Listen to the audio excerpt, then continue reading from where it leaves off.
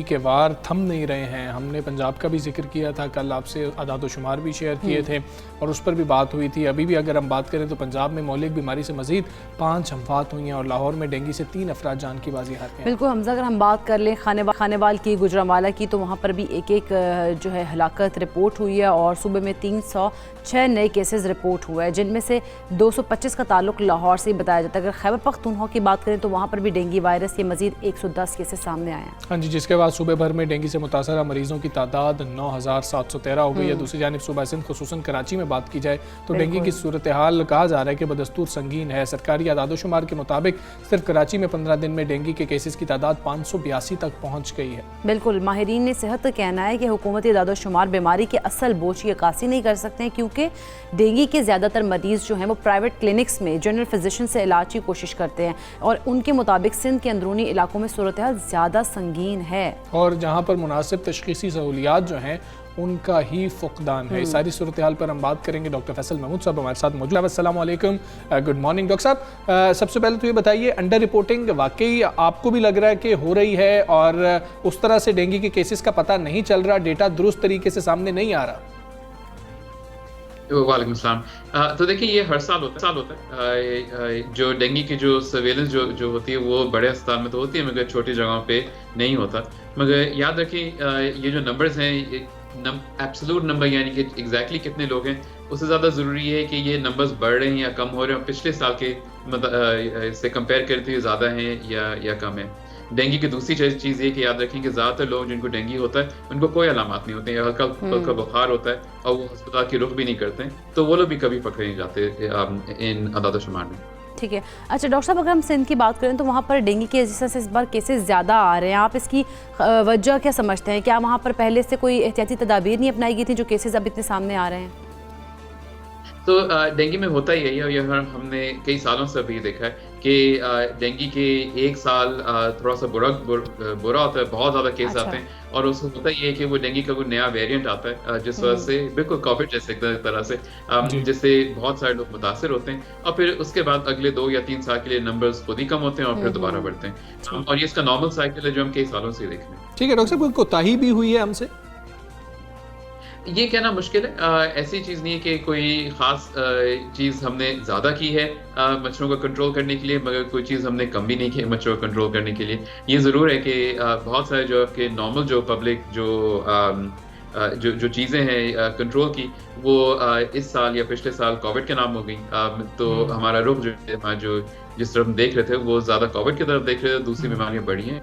दूसरी चीज़ ये कि एक सिंगापुर में स्टडी ने ये दिखाया था कि चूंकि कोविड के ज़माने में लोग अंदर ज़्यादा रह रहे थे और ये मच्छर अमूमन अंदर पाया जाता है, तो उनके पास डेंगू की शरह भी थोड़ी सी बढ़ गई थी। ठीक है। अच्छा डॉक्टर साहब, कुछ हमने देखा है कि इस तरह से भी डॉक्टर्स कर रहे हैं कि अभी मतलब डायग्नोज हुआ नहीं तो डेंगू में वो दे रहे होते हैं, एंटीबायोटिक्स का भी यूज़ कर रहे होते हैं जो कि प्लेटलेट्स को वैसे ही काम कर रहा होता है। तो इस चीज़ में जो है इस मामला का कैसे तदारुक किया जा सकता है? तो हाँ, तो डेंगू के अंदर एंटीबायोटिक का कोई रोल नहीं है, क्योंकि किसी भी वायरस के इन्फेक्शन में चाहे वो डेंगू हो या कोविड हो, किसी में एंटीबायोटिक का रोल नहीं होता। एंटीबायोटिक खातिर खा प्लेटलेट कम तो नहीं करता, मगर जब भी आप एंटीबायोटिक किसी को भी दें किसी वजह से, तो उसके असरात जो तकरीबन साल तक रहते हैं, और 1 साल तक आपके अंदर ये रिस्क होता है कि आप ऐसे जरासीम से हमला होगा जो कि आपको जो बकिया एंटीबायोटिक उसके खिलाफ काम नहीं करेगी। अच्छा ठीक है डॉक्टर साहब, जो आम कोताहियाँ हम कर रहे हैं, क्योंकि बुखार हुआ उस वक्त हम उसको वैसे ही ट्रीट करना शुरू कर देते हैं, फिर अगर हल्का सा ज़ुकाम हुआ तो हम ज़ुकाम समझ कर ट्रीट करना शुरू कर देते हैं, बाद में जाके पता लगता है कि नहीं भाई डेंगू हो गया, प्लेटलेट्स कम हो गए। तो वो जो आम कोताहियाँ हम पहले रोज़ से कर रहे हैं वो ज़रा बता दीजिएगा कि ये नहीं करनी है। तो इसमें 2-3 चीज़ें, एक तो आपने बिल्कुल ऑलरेडी आपने ये जिक्र किया कि एंटीबायोटिक का इस्तेमाल नहीं करना है, बल्कि इत्तेफाकन ये हफ्ता आलमी एंटीबायोटिक की रोकथाम का है, जिसमें हम यही देख रहे हैं कि आप एंटीबायोटिक ज़्यादा इस्तेमाल क्यों हो रही है उसको कम किया जाए। डेंगू बिल्कुल एक वजह है उसकी। दूसरी चीज़ है, किसी को बुखार हो जो कि 2 या 3 दिन से ज़्यादा हो, तो बिल्कुल अपने डॉक्टर की तरफ रुजू करें ताकि वो देख लें डेंगू तो नहीं है। डेंगू में ख़ास टाइम होता है जब चीज़ें ख़राब होने का चांस होता है, वो उस वक्त होता है जब बुखार टूट रहा होता है। होता है। तो जब बुखार टूटता है तो उसी वक्त प्लेटलेट गिरना शुरू होते हैं और ज़्यादा इंपॉर्टेंट पानी की कमी होती है जिससे दाखिल करने की जरूरत होती है। तो अगर आपको लगता है कि डेंगू का बुखार है, अगर 3 से 4 दिन हो गए, बुखार थमा नहीं, तेज़ बुखार हो रहा है, तो डेफिनेटली बजाय इसके कि खुद ही आप एंटीबायोटिक हाँपना शुरू कर लें, आप अपने डॉक्टर की तरफ। अच्छा ठीक है डॉक्टर साहब, यहाँ पर प्लीज़ ये भी बता दीजिएगा कि आमतौर पर ये कहा जा रहा है कि जो आम मतलब पब्लिक की अंडरस्टैंडिंग है कि जी के पहले या दूसरे रोज़ अगर आप टेस्ट कराएं तो डेंगू टेस्ट में आता ही नहीं है, ये बात दुरुस्त है? ये बात आधी दुरुस्त है। डेंगू के एक्चुअली 2 टेस्ट हैं। एक टेस्ट जो है वो बुखार के पहले 5 दिन में आता है और दूसरा टेस्ट बुखार के 5 दिन के बाद नजर आता है। अच्छा। तो वो डिपेंड करता है आपने कौन सा टेस्ट कब कराया है। अच्छा, ठीक है डॉक्टर साहब, बहुत शुक्रिया आपका। सबसे पहले पाकिस्तान से आप बात कर रहे हैं और बड़ी अहम चीज़ ये है कि खुद से आपने अपना इलाज करना शुरू नहीं कर देना है। आपने ये भी नहीं समझना कि हमें डेंगू हो गया और ये भी नहीं समझना कि हमें डेंगू नहीं हुआ है। बिल्कुल ऐसा ही है, इन दोनों चीज़ों का जो है ना वो डायग्नोज करना है डॉक्टर का काम है। तो डॉक्टर के पास जाए, वही डायग्नोज करके वो बताएंगे कि आपको क्या मसला हुआ है। अच्छा, वैसे ये संजीदा मामला है और जो लोग जिनको आप जानते हैं जो डेंगू बुखार में मुब्तला हो रहे हैं वो बता रहे हैं कि खासी तबीयत ख़राब हो रही है, कमज़ोरी बहुत ज़्यादा, वीकनेस बहुत ज़्यादा हो जाती है। वीकनेस के अलावा वो कहते हैं कि जो उनके जॉइंट्स हैं वो बहुत ज़्यादा पेन कर रहे होते हैं, तो इसका भी बहुत संजीदा लें। इसको इस तरह से मत समझे। अपने घरों के अंदर आपने एहतियात खुद करनी है और उस एहतियात को लाजमी तौर पर आपने अब अपनाना है। अभी डेंगू कहीं पर गया नहीं, अभी उसका जोर बरकरार है। बिल्कुल ऐसे ही है, तो एहतियात आप ही कर सकते हैं और आपको ही एहतियात करनी है। अपनी ज़िंदगी की है और अपनी सेहत की हिफाजत आप खुद कर सकते हैं, कोई दूसरा आके नहीं कर सकता। अब हम आगे बढ़ेंगे। पाकिस्तान की अगर हम बात करें तो वैसे तो महंगाई के मतलब हम देखें तो हमें नज़र आ रही है, चीज़ों उसके रिजल्ट्स भी नज़र आ रहे हैं, लेकिन सनत और हर चीज़ के ऊपर हम लोगों ने देखा कि महंगाई हमें वहाँ नज़र आई, लेकिन इस महंगाई में उतार चढ़ाव भी आते रहते हैं। पाकिस्तान में अगर हम बात करें तो बिकने वाली गाड़ियों की अगर हम कीमत की बात करें तो वो एक बार फिर बढ़ गया और किसी ने भी वापस आते इन कीमतों को नहीं देखा। कि अगर वैसे डॉलर से रिलेट किया जाता है ना कि डॉलर की जो है वो रेट ऊपर हुआ है तो गाड़ियों की कीमतें बढ़ गई हैं, जब नीचे आया तब हमने नीचे आती कीमतें नहीं देखी। बिल्कुल ऐसी। और एक अंदाजे के मुताबिक मुल्क की तारीख में गाड़ियों की कीमतें सबसे ज़्यादा पिछले 3 से 4 सालों में बढ़ी हैं और उन कीमतों में इजाफे की शरह तकरीबन 50% तक बताई जा रही है। गुज़श्ता हफ्ते तकरीबन तमाम कार कंपनीज़ ने अपनी गाड़ियों की कीमतों में 5% से 15% के दरमियान इजाफा किया है और अब ये लग रहा है कि जी ये वापस नहीं आने वाली। बिल्कुल, आम तौर पर अगर हम देखें तो गाड़ियों की कीमतें, जैसे हमने पहले भी कहा कि डॉलर के ऊपर नीचे होने से मुंसलिक की जाती है। जैसे ही डॉलर की कीमत ऊपर जाती है तो रातों रात हम देखते हैं ये कीमतें गाड़ियों की बढ़ा दी जाती है, लेकिन जब डॉलर की कदर नीचे आती है तो उस वक्त मुकम्मल तौर पर खामोशी छा जाती है। कोई उसके ऊपर हमें रिजल्ट नज़र नहीं आता कि गाड़ियों की कीमतें जो वापस भी आएंगी। आखिर इस मसले का हल क्या है? और इस पर ऑटो इंडस्ट्री माहिरीन और तज्जियाकारों का कहना है कि हुकूमत को चाहिए कि वो गाड़ियों की मकामी सतह पर पैदावार को यकीनी बनाए। हाँ जी, ताकि एक्सचेंज रेट बढ़े तो कीमतों को बढ़ने से रोका जा सके। अब फ्रेट चार्जेस इतने बढ़ गए हैं, उसका भी कुछ असर है। इसके ऊपर बात करेंगे। ऑटो एक्सपर्ट सुनील सरफराज मान साहब हमारे साथ मौजूद है। मान साहब वालेकुम, गुड मॉर्निंग। मान साहब, हमने देखा कि आपने पिछली दफ़ा आपसे बात हुई कि जी कि बढ़ जाती हैं, लेकिन जब रेट डॉलर का नीचे आ रहा होता है, रुपया मुस्तहकम हो रहा होता है, तो हम कमी नहीं देख रहे होते हैं। कोई हल है इस सारे मसले का? जी वालेकुम सलाम सर, एक ही हल है। उसका हल का जो है बेसिकली लोकलाइजेशन है और आपकी डिपेंडेंस जो है ना जितनी कम होगी फॉरेन इनपुट के ऊपर, उतना आपका जो है ना एक्सपोजर टू फॉरेन करेंसी कम होगा। अब होता ये है कि हम 1990 से पाकिस्तान में इंडस्ट्री लगती देखते आ रहे हैं और उसमें होता है कि जी वो लोकलाइजेशन बढ़ेगी, बट बारिंग अ फ्यू बाकी काफ़ी तो कंपनी ऐसी है जो कि अभी तक गाड़ियाँ 100% इम्पोर्ट ही कर रही हैं।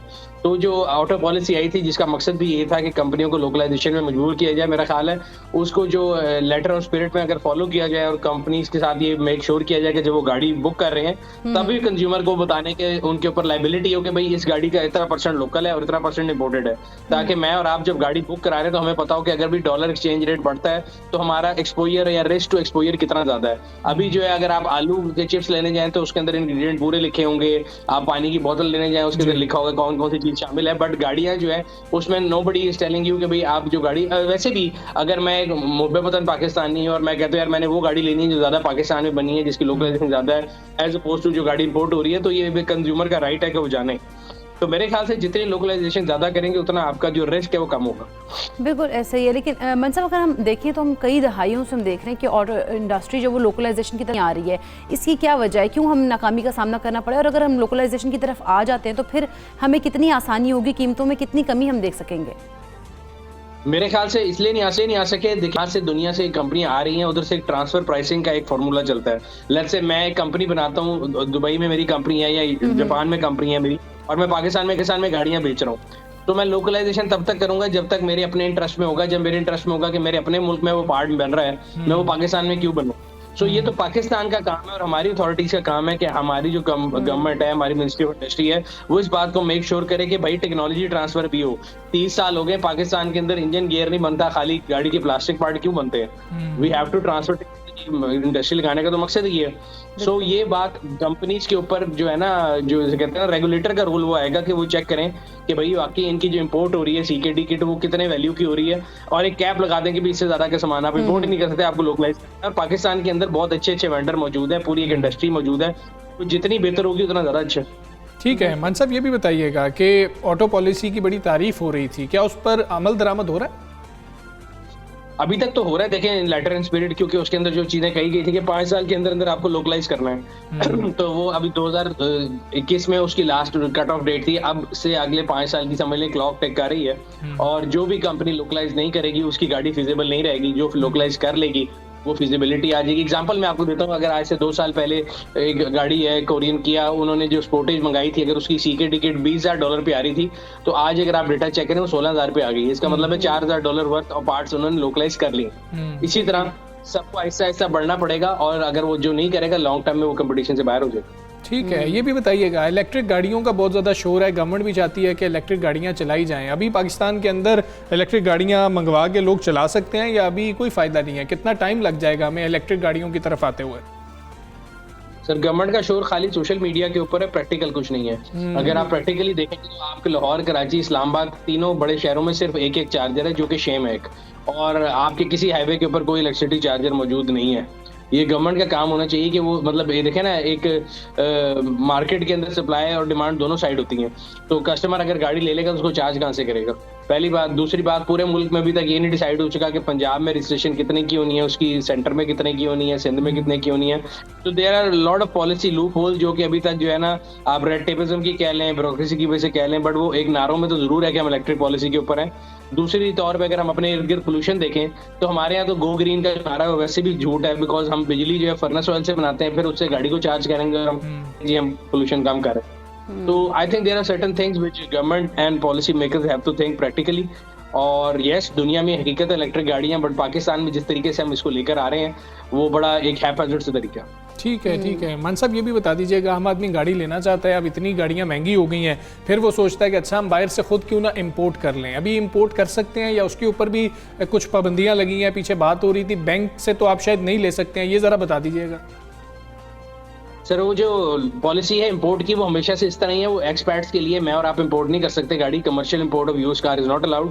लेकिन जो समंदर पार पाकिस्तानी है वो अपनी फैमिलीज के लिए गाड़ी भेज सकते हैं, जिसको गिफ्ट स्कीम कहते हैं, ट्रांसफर ऑफ रेजिडेंस कहते हैं। दोनों केसेस में ड्यूटी लगती है, लोग वो नाम से हमेशा कंफ्यूज होते हैं कि गिफ्ट का मतलब है कि ड्यूटी फ्री आ जाएगी।